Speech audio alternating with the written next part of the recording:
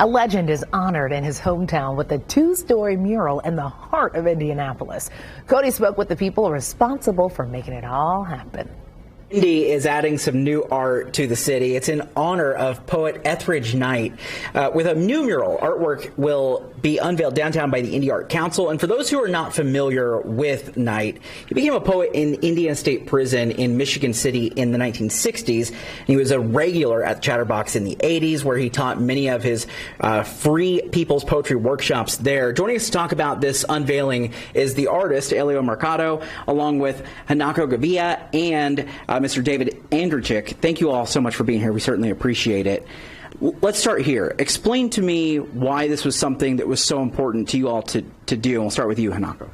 Yeah, so this not only represents Ethridge Knight, my uncle, but also is a big milestone for the Black arts movement and for the Black representation in Indianapolis, as well as my family itself. Elio, you did the artwork for this mural. What was that like for you as you're putting this together, knowing that A, it was going to mean so much to the family, but also to the city as a whole with that type of artwork? I mean, it's super inspirational. Once I got the call that I was going to be able to paint the mural, I was hyped just because I know how important he was to the community, and I know how important it is to put a figure on his scale, open the wall, and be able to inspire like future generations, and to be a catalyst for all the people that came from the same background and able to see that you could actually have your redemption song and build a legacy the way he did.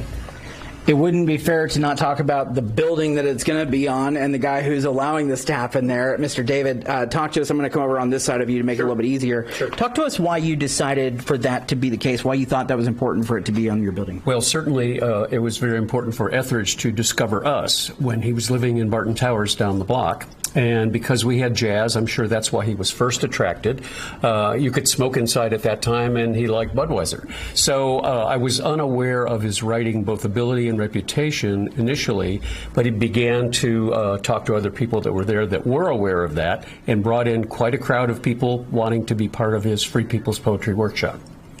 Hanako, for you, and when you're going to drive by and see your uncle up on that building, what's that going to mean to you and your family as a spokesperson for your family today? Yeah, so it means so much to us. It shows how much he's appreciated and known in the public, and also just sharing a little bit of our family and our family history with everyone, too. For people who didn't know Mr. Knight or have the opportunity to hear him speak, what's something that sticks out to you, and we'll start with you, David, that people may not know or may not understand about his work?